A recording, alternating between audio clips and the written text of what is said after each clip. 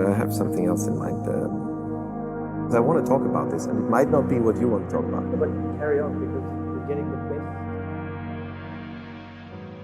One of the things that keeps my mind occupied recently is the question about character.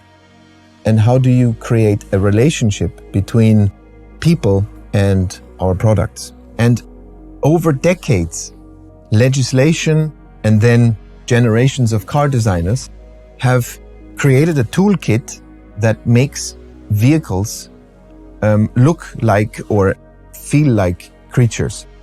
And that's quite fascinating in a way, because it's it's the most complex industrial product. It's nearly a little bit unfair to the craftsmanship part of the job, because that is the basis.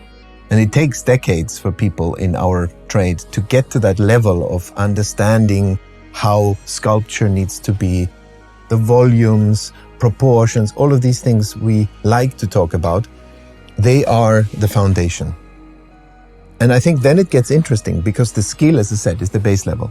And when it comes to the character, then suddenly values like perceived intelligence, that's a very interesting one. Because, okay, beauty is very subjective.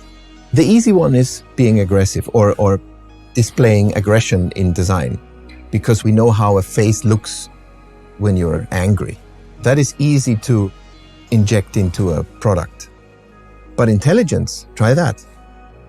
But there is a way, I think, and it is noticeable.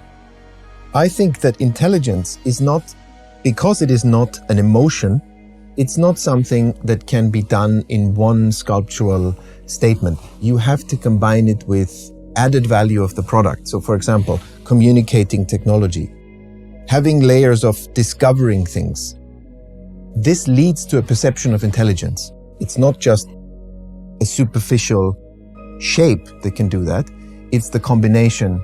It's such an abstract concept, and it's so tricky to talk about it. Projecting that on products and then discussing it there is even harder, I think. But it's something I play with and I think about a lot. If there is something else than the superficial emotions to convey in design.